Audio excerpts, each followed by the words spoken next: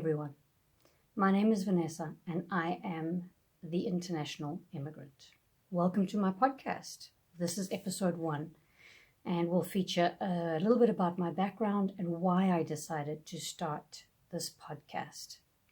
So I am now 47 and at this point in my life I have lived in 6 countries all around the world. And in the words of Helen Russell, being an immigrant is not for sissies. So I was born in a developing country, South Africa. And then when I was 30, I immigrated to New Zealand with my partner at the time. I spent 4 years there, and then I moved to Australia, where I spent 10 wonderful years. In 2017, I decided to chase a dream of mine and moved to the US. I was there for 18 months and then I had to leave, and I will elaborate on that. And then I went to Costa Rica to teach English. I taught English in Costa Rica for 7 months. And then I went to Canada, where I spent a year and 3 months. So I have lived in 4 developed countries and 2 developing countries. And one of those countries, English was not the native language. So I understand what it feels like to be in a country where you don't know what's going on a lot of the time. Throughout my journey, and I'm sure I will cover this in future episodes, and I'm going to be doing interviews, I have almost been homeless. I experienced incredible highs and absolutely devastating lows. At one point, I alienated myself due to sadness and depression. And I'm still chasing the dream of where I want to be. So currently, I am in South Africa with my parents due to the pandemic. I came here in December of last year, 2020, and it is April 2021 when I am recording this first video and podcast. I'm a writer.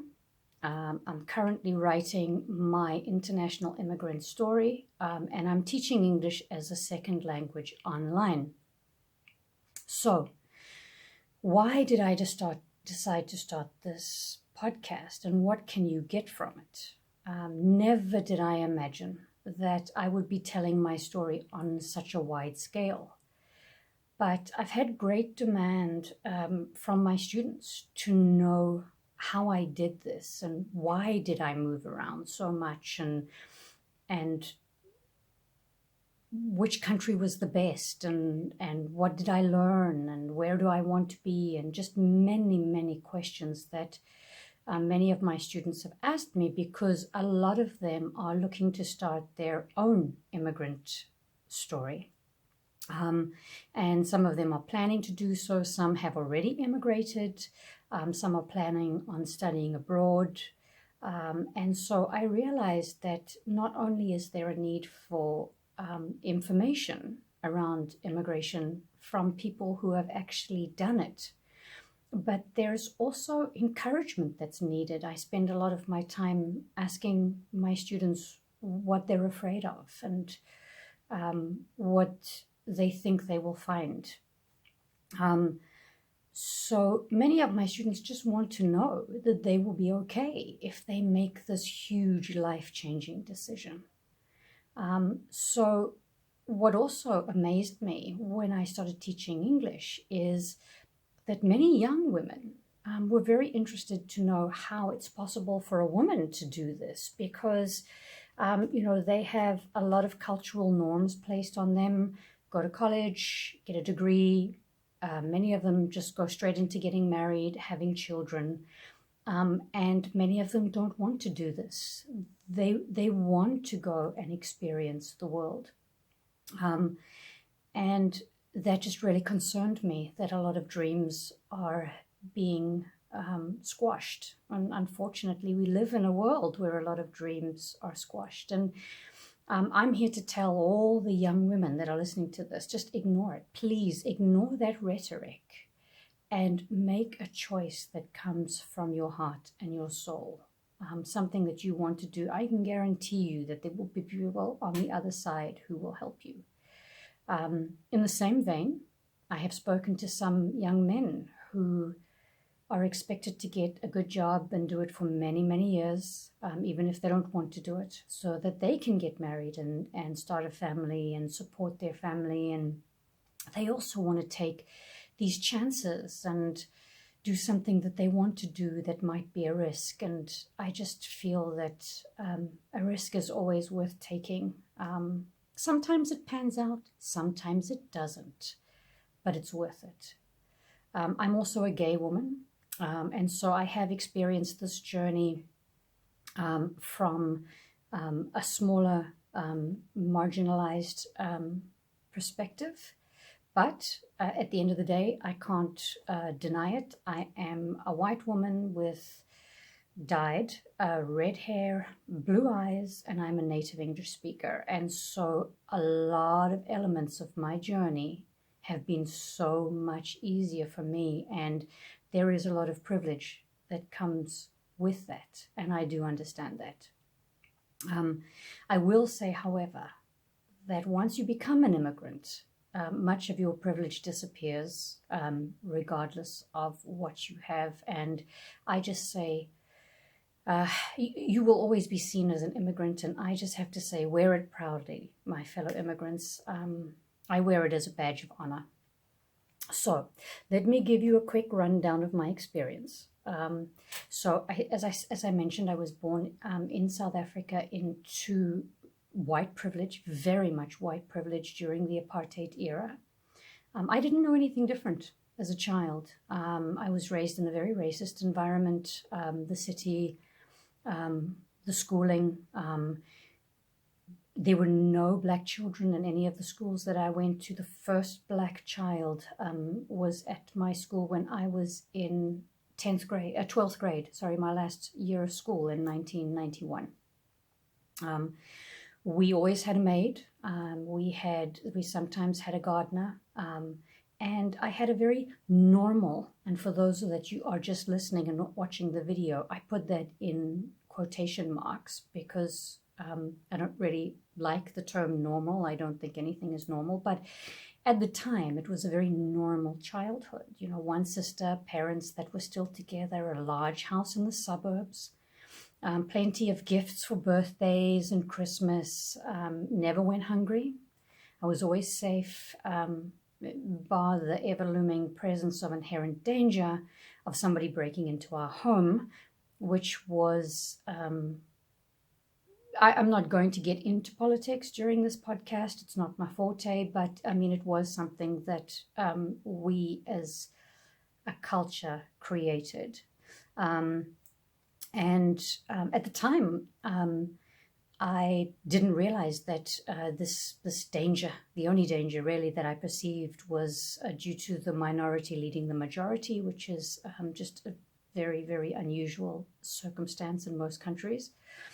I had always had a love of the US. So I spent a couple of months there as an exchange student when I was 18, and then I went back at 21 and I was an au pair. I developed my career in the IT industry, eventually bought my own little home in the suburbs.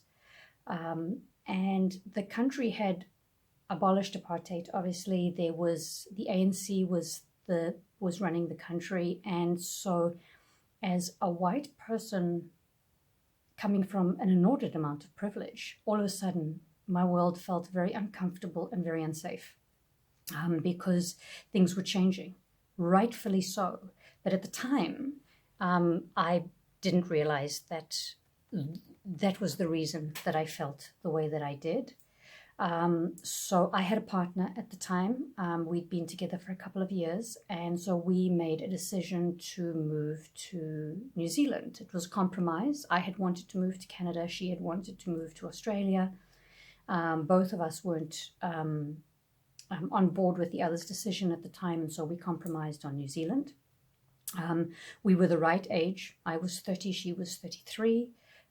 She was highly educated, and our privilege had afforded us the opportunity to accrue some money. She had a home, I had a home. We sold them, we sold cars. And so off we headed to New Zealand with my two-year-old kitty cats in tow.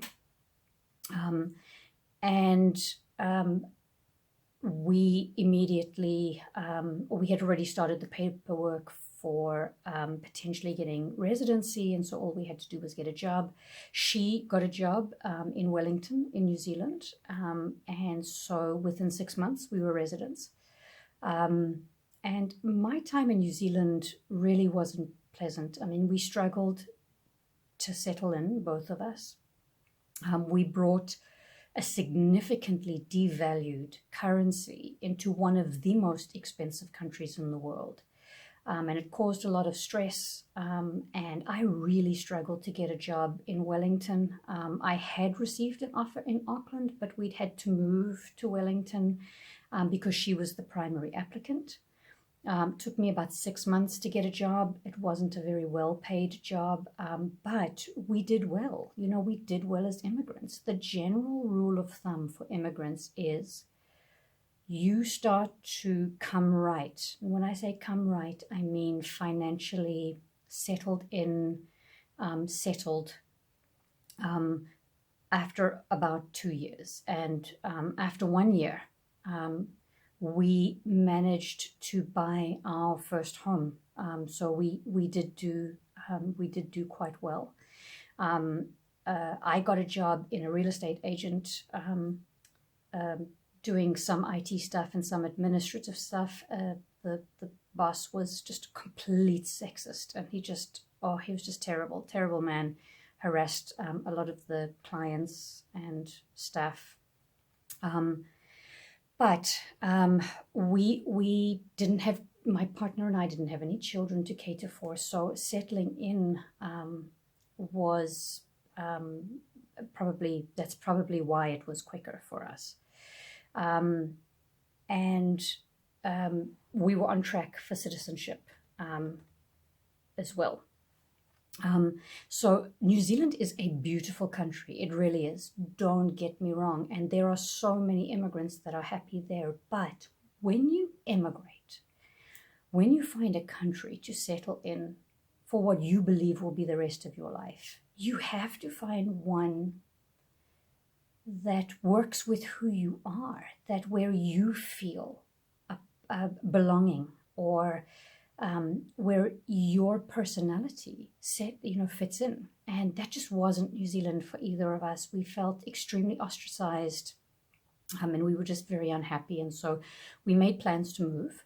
Our relationship ended in New Zealand. So I moved alone with my 2 kitty cats to Australia. I moved to Perth.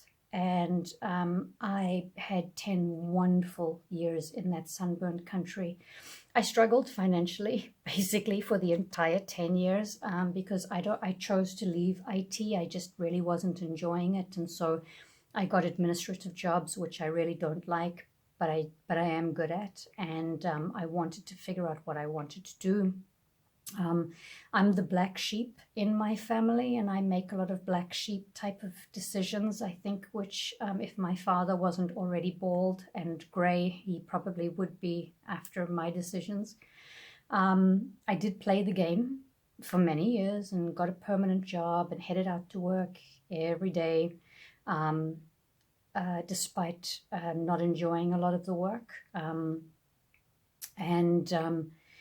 I grew up so much in Australia. I entered into a relationship that lasted about 2 years, way too long. Shortly after I got there, when it ended, I was bitter, and I'm not a big fan of being bitter. And I thank God for that time, and I thank God for that experience, because it caused me to look within and embark on an amazing spiritual journey that I am still on today.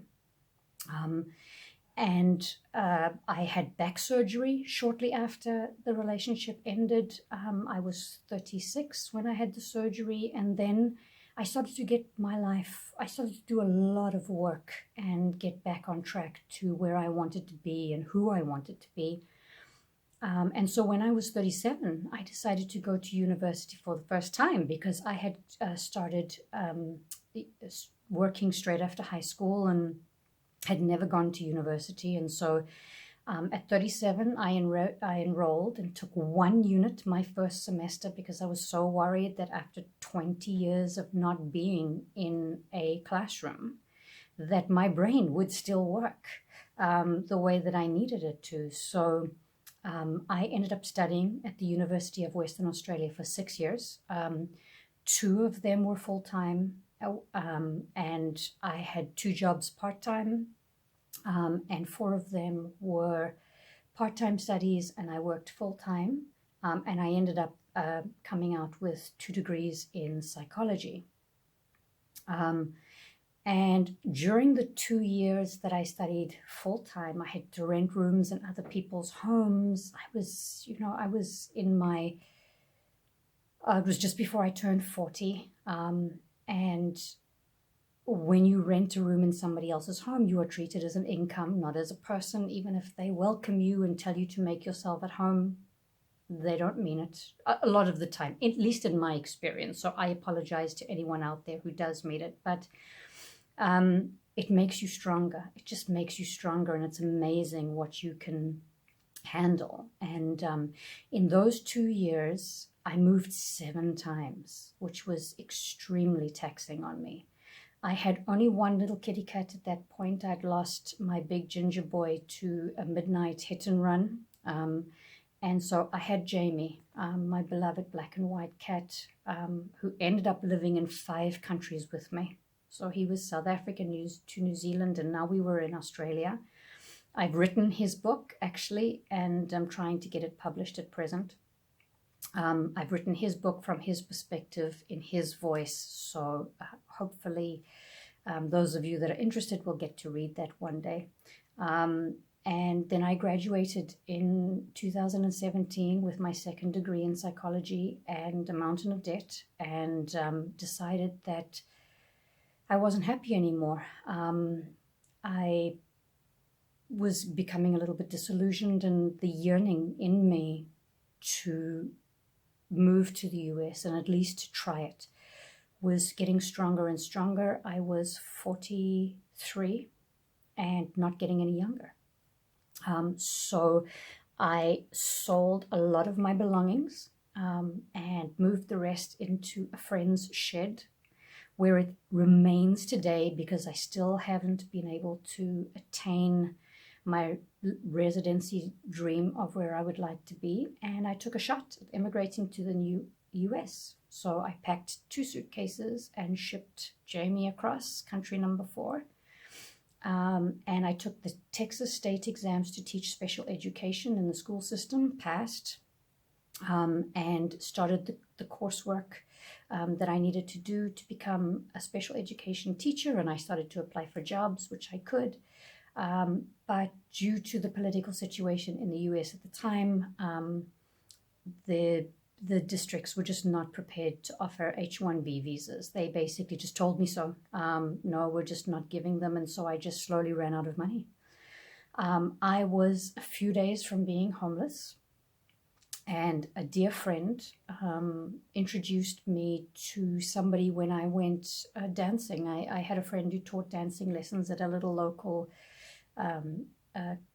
gay country bar that I love to this day, and she paired me up with somebody to dance, and I got to talking to her, and I mentioned that I was going to be living in my 2002 Ford SUV that I named Melissa, that I had bought when I arrived in the US. And she said, I've got an open cottage on the ranch. She had a ranch about 20 minutes south of the city. You can stay with me.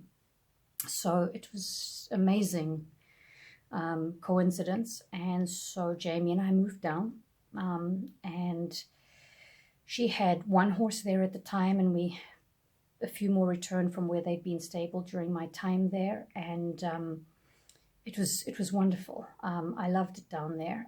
She fell head over heels almost instantly, and she will admit that to this day. And that terrified me. But we got on like we'd known each other for years. We had a really good time. We went out and about and saw things. We did some traveling. And then we ended up getting into a relationship. And I overstayed my ESTA visa, which I will never recommend anybody do. It was the stupidest decision of my life, but I did it 31 days. I meant no harm by it. It just, I was heading back to Australia to do a few bits and pieces and to tie up some loose ends, and just didn't make the right decision. And so I lost my ESTA visa when I was in Australia. I was only supposed to be there 3.5 weeks, and I ended up being there almost 3 months and just devastated. And I was missing my partner in the US, and I was missing Jamie, my cat, and it was terrible. And so we registered me for university. I am the eternal student, so I'm always happy to study. And I was accepted within 48 hours and got my visa and eventually managed to get back home. And I was just so happy. I was just so happy. And had a great time there, studied for 1 semester. We had fun, but unfortunately the relationship didn't last. And it was an amazing time and yet a heartbreaking time as the relationship ended. And she very, very kindly offered to allow me to finish out the college year. And I just said no, I just didn't think it was right. And so I had to make plans to go somewhere. So I knew Costa Rica needed English teachers, and there was a huge need there. It was only a 3-hour plane ride from Houston, and I had every intention of getting a visa to go back. And it was a safe country. Costa Rica is a demilitarized country. So I left Jamie with my ex because she offered, and he was, I think, 17 at the time, almost 18, and had a few illnesses and diseases, and I really didn't want to move him until I knew where I was going to be. And in Costa Rica, I had a very difficult time. It is a beautiful country, and I met like amazing people there that I am still friendly with today, but the language barrier killed me. I'd done a course, a beginner's course in Spanish, and I'd done very well at college. And had the bare essentials, but my heart was broken. My heart broke when I had to leave the US, and I made friendships with other teachers. They were great, and you will meet one next week because she will be my first guest that I will interview. But a lot of them were just half my age, and their needs were very different from mine. And I fell into a mother role, which doesn't bother me. But I struggled through a lot of my emotions on my own. I had to move into a ghetto-style apartment. And again, I want to put that in quotations because it was basically nothing more than a large room. And it just gave me a whole different perspective over how people live. I had come from privilege. And so eventually I moved to rent a room in a nicer house. And I fell into a depression. I did. I really did. I fell into a depression and alienated myself. I mean, I had these lovely teachers around me, and I know that I alienated myself slowly from the group as I just couldn't pull myself out of the depression. I had been turned down twice for a visa to return to the US. I'd lost all hope. I didn't know what my future held. I was almost 46 at the time and wondered what I had done with my life, and needed to figure it out. And during that time, my ex and I sort of started talking again. She requested to come down and spend my birthday with me in Costa Rica. She did, and we made a decision to give the relationship another shot. And we discussed flying me to Canada. And then she would spend some time with me in Canada. She would drive Jamie up, and then we would work together at getting a visa to get me home.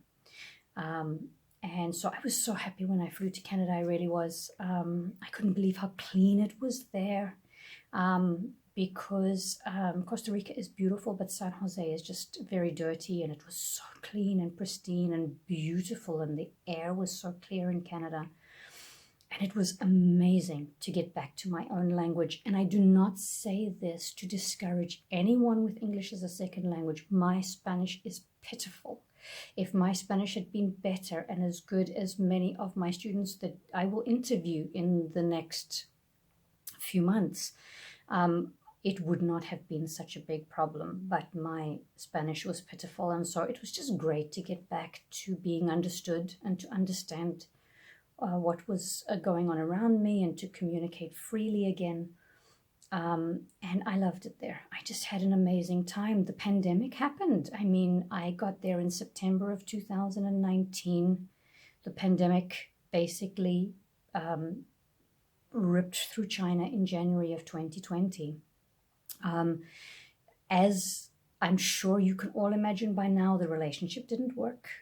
If it breaks once, it'll break again. But we all make some of these not so wise decisions in our lives, and that was one of mine. But I settled into a basement apartment that I rented and taught English online. And unfortunately, I had to put my beloved Jamie down in February of 2020, and that was just devastating for me, and I felt lost for a little while. He'd been my anchor for almost 19 years. He was a month shy of his 19th birthday when I put him down, and no matter where I'd been in the world, no matter what had happened, he'd always been there by my side. And so he was my anchor. But I continued to teach very long hours, earning less than minimum wage, teaching online and paying first world rent and food and bills. But I loved it. While a lot of the world really struggled through 2020, my 2020 was phenomenal. I worked really hard, but I made some amazing friends. I had 2 friends, and we got each other through the pandemic. A lot of the pandemic, the initial pandemic in Canada, we had fire pit, socially distanced fire pit barbecues in my backyard, and laughed and joked, and it was just amazing. And I'm very thankful to them for that time. And so basically we sort of got through it together, and then Canada did quite well, and I had a great summer, was able to do some traveling. I was very lucky. And then leaning towards the end of fall or the middle of fall, the pandemic started to increase in Canada, and things became a little more cautious at that point. So why am I back in South Africa? I had extended my visitor's visa in Canada until the end of 2020.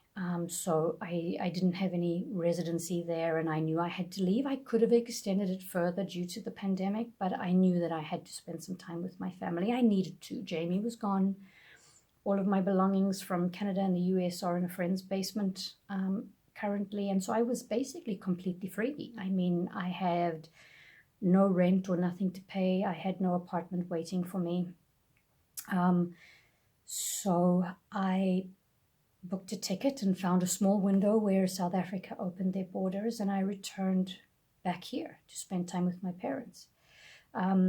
It has been a very challenging time for me, I'm not going to lie. I love my family, but I have missed Canada more than I could possibly begin to communicate to any of you, and it tore me apart for months. I really struggled through it.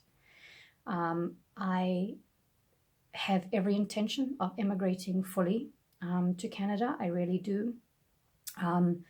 And my age is against me, but when I set my mind to something, I just believe that I will do it. And so My greatest challenge at the moment is to stay present, and to appreciate where I am, and know that it will all work out well.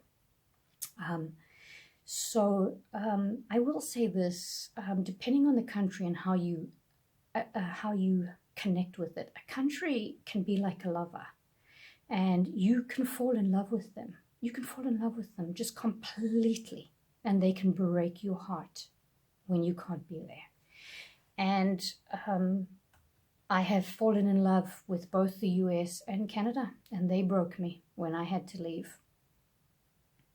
But I am here, and I am telling my story, and I am filled with hope now, and the knowing that I will be able to go home again soon.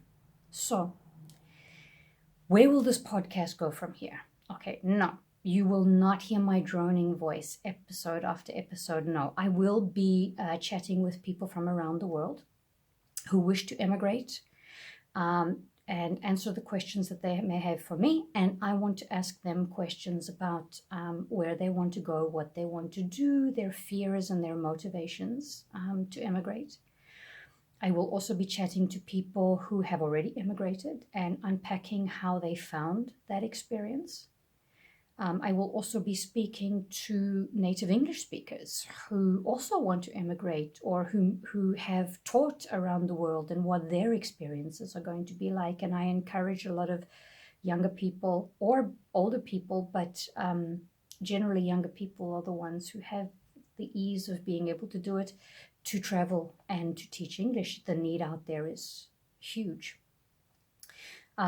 So I hope to inspire anyone who wishes to immigrate, and to give courage to those that need it and that need to break with family tradition to find their happiness. So if you have any questions, if you have anything you want me to answer, if you have anything that you want any of the people that I chat to, any of my guests to answer, please go to my YouTube channel. You can find it by just putting in International Immigrant and comment under any of these podcast videos. I have an Instagram account. It's international__immigrant. I have been putting pictures on there for over a year. You can leave questions on my Instagram account as well. And if I get a lot of questions, I may just do an episode where I just answer them. I'll probably get someone to ask them to me, and then I'll just answer them as best I can. Thank you so much for watching or listening. Until next time, bye.